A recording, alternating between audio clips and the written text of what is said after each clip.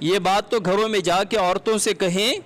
کہ آپ کے لیے تو جنت میں جانا، عمل صالح کرنا اور حیات طیبہ حاصل کرنا اور آسان ہے، کیونکہ آپ صلی اللہ علیہ وسلم نے فرمایا المرأۃ اذا صلت خمسہا وصامت شہرہا وحسنت فرجہا وَأَطَاعَتْ بَعْلَهَا فَلْتَدْخُلْ مِنْ أَيِّ أَبْوَابِ الْجَنَّةِ شَاءَتْ، کہ جو بھی عورت یہ 4 کام کرے گی وہ جنت کے جس دروازے سے چاہے داخل ہو سکتی ہے، اور یہ مقام صدیقیت ہے۔ صدیقین کو یہ مقام حاصل ہوگا کہ جہنم کے 7 دروازے ہیں، جنت کے 8 دروازے ہیں۔ ابو بکر صدیق اور تمام صدیقین کو یہ اعزاز حاصل ہوگا کہ جنت کے جس دروازے سے آپ مرضی آپ چاہیں داخل ہو جائیں، کیونکہ جنت کے دروازے مختلف لوگوں کے لیے، روزہ داروں کے لیے باب ریان ہے، نمازیوں کے لیے اور دروازہ ہے، سخیوں کے لیے اور دروازہ ہے، شہداء کے لیے اور دروازہ ہے،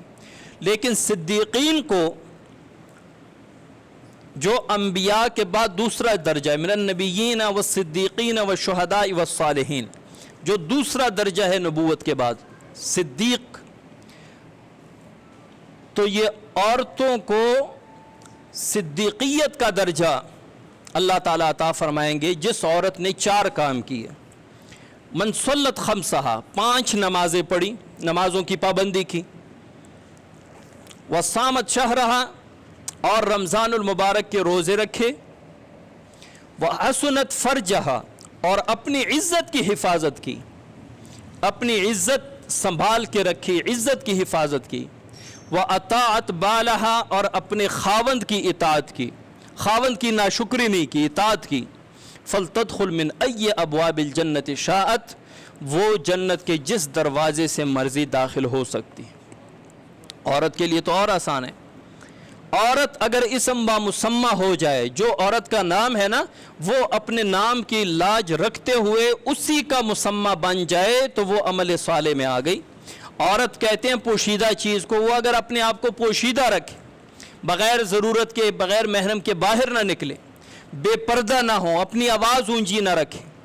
اور یہ فرائض سر انجام دیں، اپنے خاوند کی اطاعت کریں، تو اس کے لیے یہ خوشخبری ہے کہ جنت کے جس دروازے سے مرضی وہ داخل ہو سکتی۔ کتنا بڑا اعزاز ہے عورتوں کے لیے، اور عمل صالح کا کتنا بڑا موقع ہے، اور عمل صالح کے بعد حیات طیبہ حاصل کرنے کے لیے، پاکیزہ زندگی حاصل کرنے کے لیے۔ تو میرے بھائیوں، اگر ہم چاہتے ہیں کہ ہماری زندگی پاکیزہ ہو، پرسکون ہو، چین اور آرام والی زندگی ہو، نیک لوگوں والی زندگی ہو، تو ہم نے عمل صالح کرنا ہے۔ عمل صالح کا میں نے مختصراً بتا دیا کہ اللہ کی عبادت کرو، حضور کی اطاعت کرو، مخلوق کی خدمت کرو، ان 3 کاموں کو اپنا لو۔ جہاں جہاں پہ فرائض ہیں وہ پورے کرو، جہاں پہ سنت طریقے ہیں وہ اپنا لو، جو کام سنت کے خلاف ہو رہا ہے وہ چھوڑ دو۔ مخلوق میں جہاں کسی کو آپ کی ضرورت پڑے اس کی خدمت کرو،